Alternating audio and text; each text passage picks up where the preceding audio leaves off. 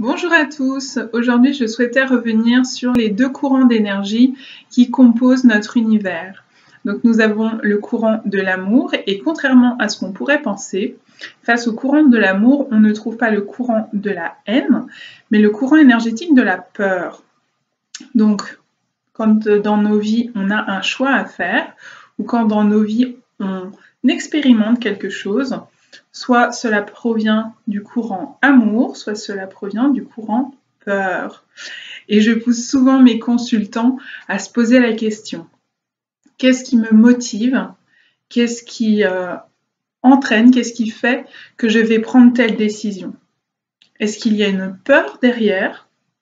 Ou est-ce que je le fais vraiment par amour? Amour de moi en premier, amour des autres, amour de l'univers qui m'entoure, amour de la source, de la création, foi en l'univers et en la création. Je donne un exemple, bien souvent lorsqu'on prend une décision, derrière si on creuse vraiment, il peut y avoir la peur du manque, le manque financier par exemple, ou le manque d'amour, ou des manques matériels. Et donc du coup, c'est plutôt la peur qui va nous driver dans nos vies. Donc c'est intéressant d'aller venir se poser la question régulièrement, notamment lorsqu'on est face à une décision. Est-ce que je dois arrêter cette relation? Est-ce que je dois prendre ce travail? Est-ce que je dois faire ce partenariat? Est-ce que je reste ou je divorce avec mon compagnon ou ma compagne? Voilà, donc toutes ces questions qui vous trotteraient dans la tête, eh bien, allez chercher derrière qu'est-ce qui fait. Par exemple, que parfois, effectivement, on ne va pas divorcer parce qu'on a peur pour ses enfants, peur qu'ils souffrent, peur pour soi-même de manquer d'argent, peur de ne pas pouvoir subvenir à ses besoins, peur que ce mari, ce compagnon ou cette femme, cette compagne nous, on va dire, nous entraîne vers le fond, nous mettre dans des conflits si on divorce et qu'on n'en finisse plus, qu'on n'en voit plus le bout. Qu'est-ce que je pourrais vous donner d'autre comme exemple? En tout cas, chaque fois qu'il y a une question à se poser, chaque fois qu'il y a une décision à prendre, allez chercher quel courant d'énergie vous allez préférer, quel courant va driver vos choix. Par exemple, toujours dans cette histoire de divorce, on peut se poser la question, est-ce qu'il n'est pas préférable, par amour pour moi, pour mon bien-être personnel, et parfois même aussi par amour de l'autre, de mettre un terme à ce mariage ou à cette relation? On n'est pas obligé de parler de mariage, on peut être en couple sans même avoir de pax ou de mariage, et tout simplement se poser des questions de séparation avec des pour et des contre. Souvent les gens se disent oui, j'aimerais bien parce que je me sens pas heureux, parce que ça ne m'apporte plus autant de bonheur qu'au début, parce que c'est compliqué tous les jours, parce qu'il y a tel ou tel ou tel point. Parfois, il y a une liste de points, mais les gens restent quand même. Est-ce qu'ils le font par peur de rester ou est-ce qu'ils le font par amour? Et par amour de qui?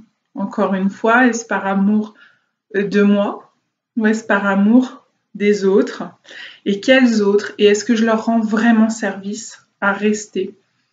J'ai parfois des parents, que ce soit des mamans ou des papas, qui vont se retrouver à faire le choix de rester dans ce couple ou dans cette famille, tout simplement parce qu'ils ont peur de ne plus voir leurs enfants ou qu'ils ont peur de ne plus être aimés de leurs enfants pour avoir généré la séparation de cette famille, peur que l'autre personne maltraite ou ne sache pas s'occuper correctement des enfants, etc.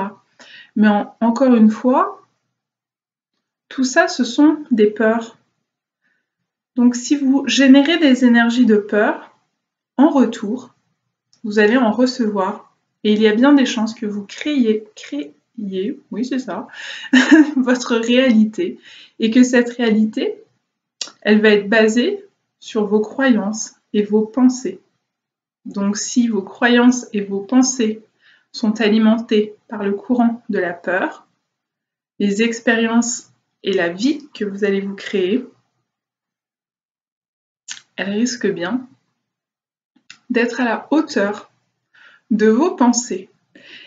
Et je me suis rendu compte ces derniers jours que le monde fonctionne beaucoup sur ce courant de la peur. Alors, je ne vais pas parler forcément aujourd'hui, donner des exemples du monde, de l'actualité internationale.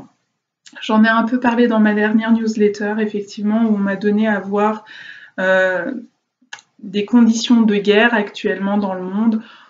On me l'a fait ressentir de par mes capacités médiumniques, etc. Aujourd'hui, j'ai plutôt envie de parler, tout simplement, sans aller bien loin, de la France ou en tout cas des pays occidentaux et de leur fonctionnement. Ces derniers jours, je me suis rendu compte à quel point le fonctionnement de notre pays, de notre environnement, fonctionne sur la peur.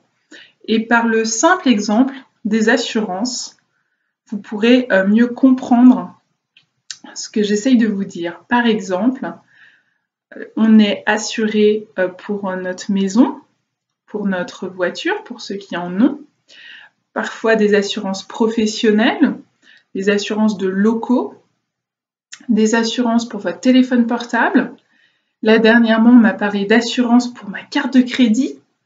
Et là, je me rends compte à quel point on est en fait complètement soumis ou envahi à la peur collective.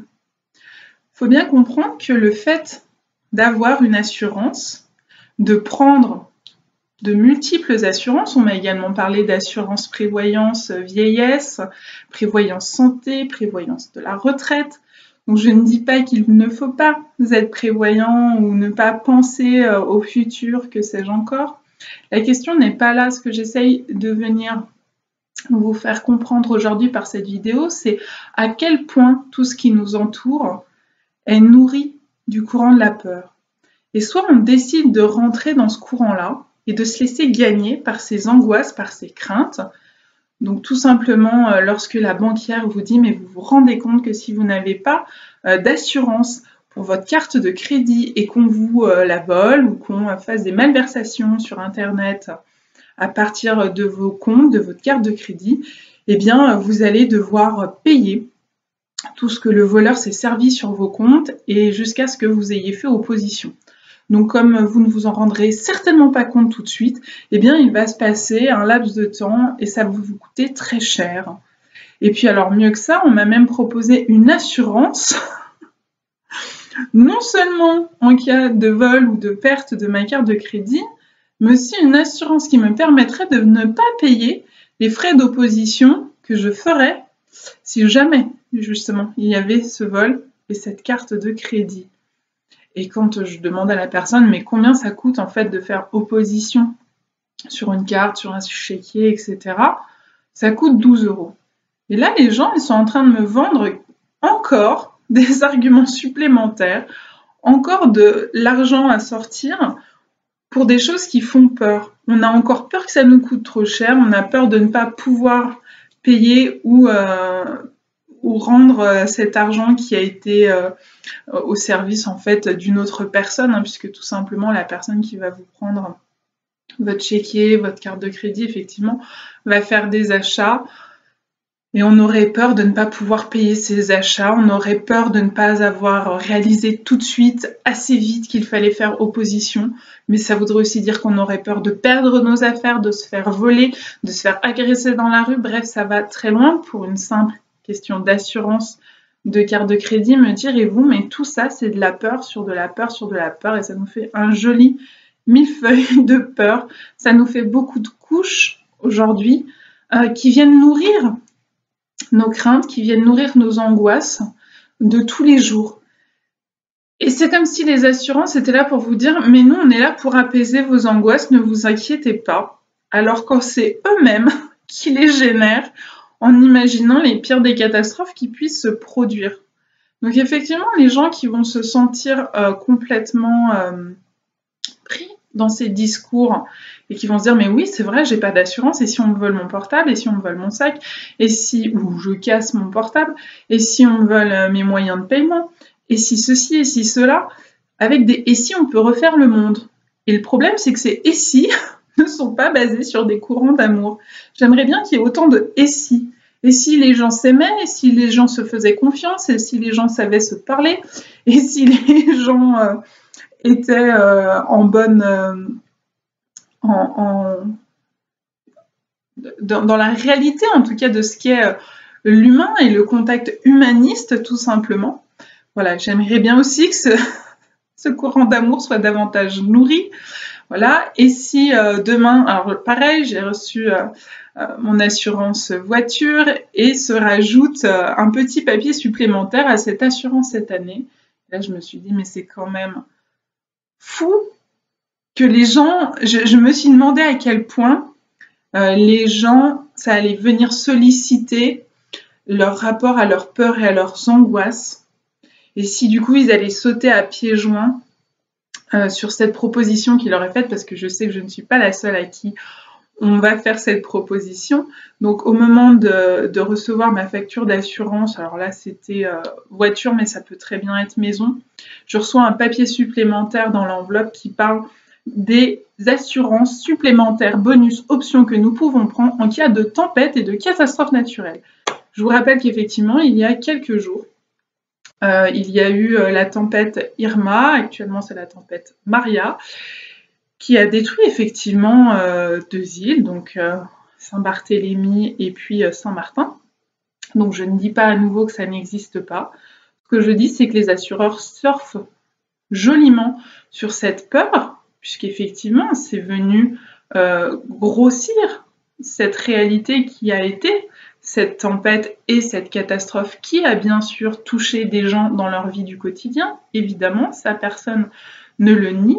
Maintenant, d'aller en faire des gros titres tous les jours, de montrer des catastrophes tous les jours, que ce soit celle-ci ou d'autres, et de jouer finalement sur des déclencheurs de peur chez les gens, et que ces personnes face à leur écran n'aient pas de recul suffisant pour se dire « Attends, effectivement, ça existe.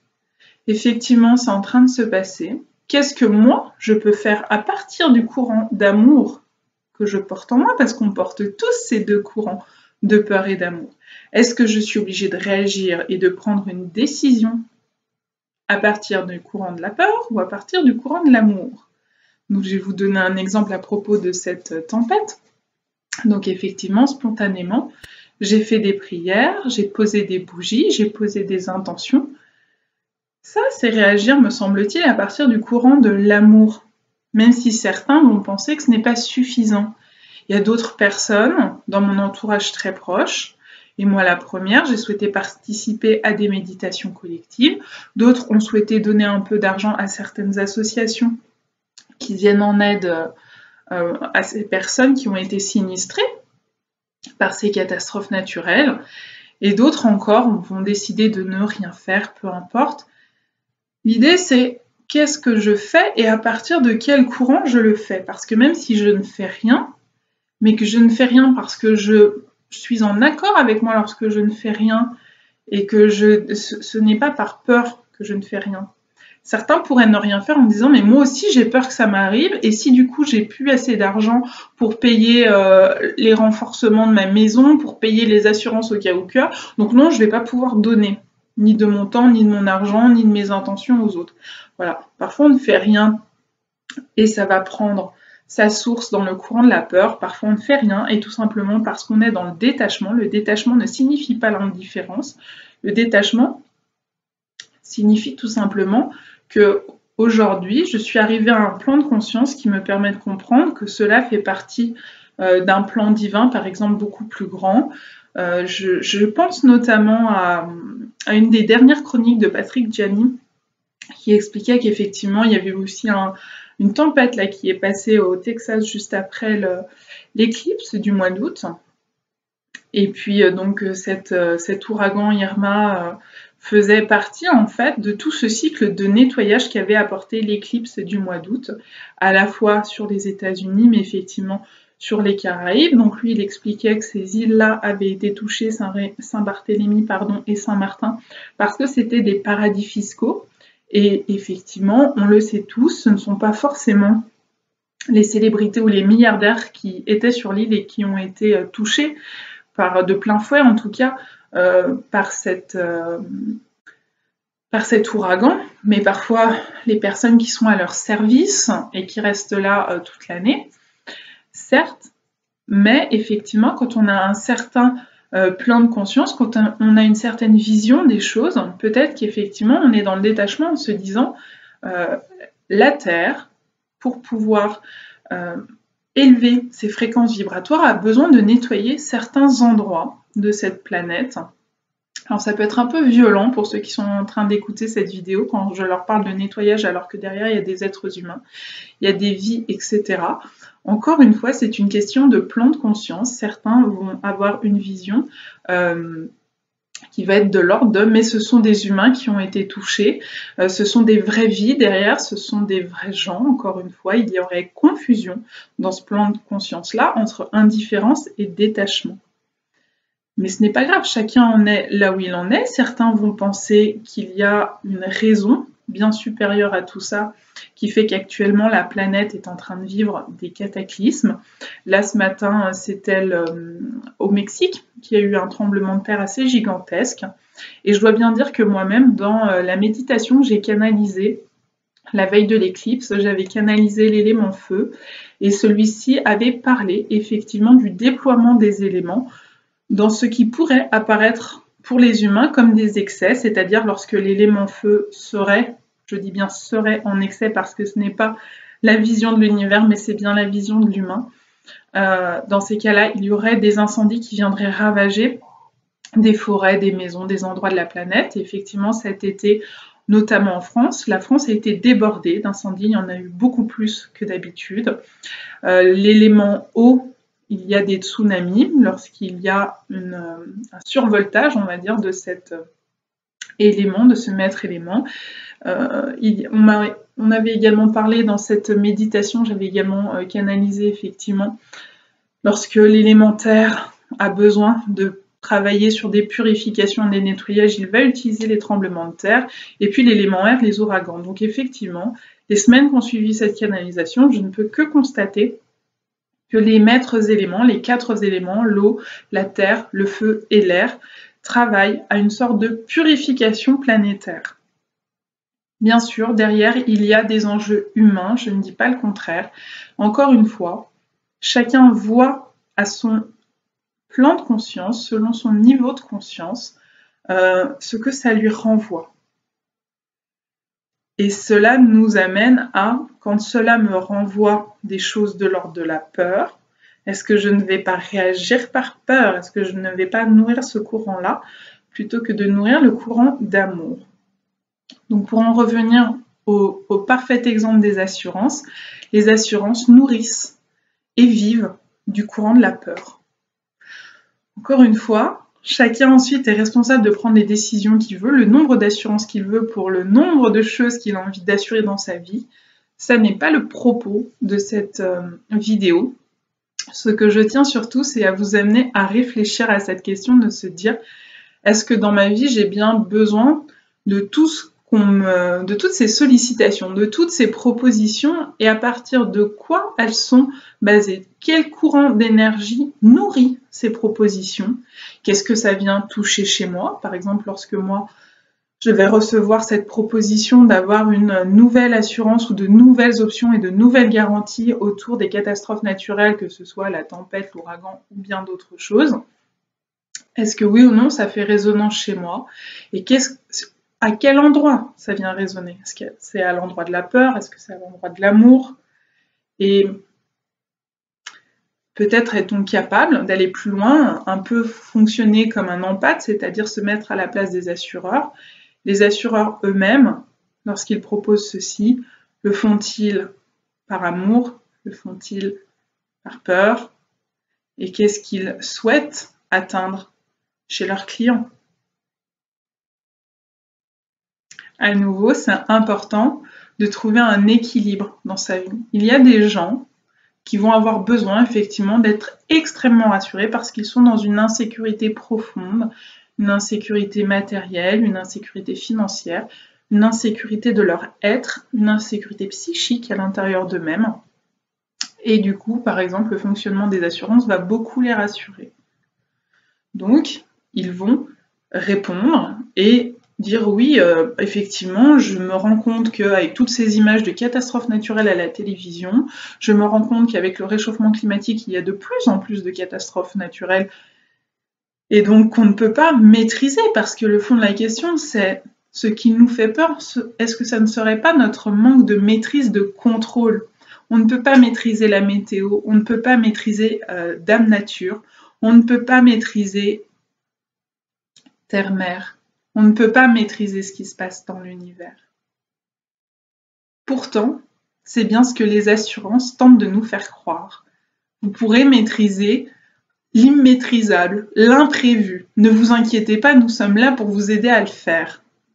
Est-ce vraiment réaliste? Et surtout, est-ce que nous avons besoin de toujours tout maîtriser? Voilà, donc c'est un autre point de vue, d'autres questions que je vous invite à vous poser face effectivement à cet exemple de vos assurances, mais ça peut être bien d'autres exemples. Encore une fois, je trouve que c'est un petit peu... c'était surprenant pour moi de voir en quelques jours à quel point notre monde est fondé sur la peur de l'autre, la peur d'une attaque, la peur d'un viol, la peur d'une agression, la peur d'une catastrophe naturelle, la peur d'une tempête, la peur de tout perdre, la peur de mourir parfois, etc. Mais encore une fois, toutes ces peurs-là viennent nourrir ce courant d'énergie, de peur. Et à quel moment est-ce qu'on fait autant d'efforts? Est-ce que la société fait autant d'efforts, nous propose autant de choses qui proviendraient du courant amour et qui nourriraient ce courant-là? Si vous connaissez le courant miracle, qui est un livre qui a été canalisé il y a à peu près 20 ans, même un peu plus que ça, peut-être savez-vous que le monde qui nous entoure est généré, nous sommes créateurs de ce monde, est généré par nos pensées. Je l'ai déjà exprimé dans d'autres vidéos. Et donc, si à chaque fois que nous nous laissons envahir par des courants de peur, nous allons générer à l'intérieur de nous des pensées de peur, des croyances de peur, et nous allons expérimenter la peur. Nous allons vivre des expériences basées sur la peur. Donc c'est un peu un cercle vicieux, c'est le serpent qui se mord la queue, parce qu'une fois que nous avons expérimenté des situations qui sont venues allumer tous les feux rouges en nous, toutes les peurs, toutes les angoisses, ah ben oui, en plus je les ai vécues, c'était traumatisant, etc., etc. Est-ce que derrière, les assurances, les grandes institutions ne vont pas utiliser cette peur pour nous en proposer encore plus, pour nous faire encore plus rentrer dans ce schéma de peur au lieu de nous aider à en sortir? Et est-ce que nous-mêmes, en nourrissant cette peur, en repensant à tous ces événements traumatiques qui soient arrivés aux autres, qu'ils soient arrivés à nos proches ou à nous-mêmes, est-ce qu'on est capable de s'en débarrasser, de les nettoyer, de s'en libérer, de lâcher prise avec ces vécus-là pour comprendre que, ok, c'est un vécu, mais je n'ai pas envie de continuer à avoir ce type de vécu. Donc, ça serait pas mal de modifier mes pensées et mes croyances pour les tourner vers des pensées et des croyances d'amour pour pouvoir vivre des expériences d'amour. Et effectivement, si vous mettez cela à l'échelle planétaire, on peut espérer avoir de merveilleuses expériences tous ensemble sur cette planète d'amour plutôt que des expériences nourries et véhiculées par la peur qui vont engendrer des expériences forcément pas très réjouissantes. Il n'y a pas beaucoup de joie à vivre ces expériences-là. Donc est-ce qu'on s'enferme dans un schéma de j'ai vécu une peur, du coup j'ai peur de la revivre, du coup d'autres institutions extérieures viennent me le rappeler qu'effectivement c'est possible, ou que même si moi je ne l'ai pas vécu, ça pourrait être mon tour la prochaine fois. Et du coup, eh bien, puisque ça me fait penser que oui, peut-être ça pourrait m'arriver, ça me fait peur d'y penser, donc du coup, ben, forcément je vais finir par créer une situation dans laquelle je vais expérimenter ma crainte. Si on est plusieurs à avoir cette crainte, on va créer une très grosse situation qui va générer une expérience assez traumatique, voire dramatique. Donc je vous réinvite à voir ma vidéo La reliance à soi, aux autres, à l'univers pour mieux comprendre comment cela fonctionne. Et je vous invite surtout à tenter de prendre un temps de recul, un temps de réflexion pour se dire tiens, j'ai telle décision à prendre, ou tiens, on m'a fait telle proposition, j'ai été sollicité pour telle chose. Qu'est-ce qui va venir nourrir ma décision? Qu'est-ce qui vient nourrir cette proposition? Est-ce un courant d'amour? Est-ce un courant de peur? Et ma réponse que je vais apporter, est-ce que je vais l'apporter à partir de l'amour que j'ai pour moi, pour les autres, pour l'univers? Ou est-ce que je vais l'apporter à partir de toutes mes peurs, mes angoisses, mes craintes, mes croyances, mes conditionnements, mes blessures? Voilà. Je vous souhaite une bonne fin de journée à tous ou une bonne soirée en fonction du moment où vous regarderez cette vidéo. À bientôt!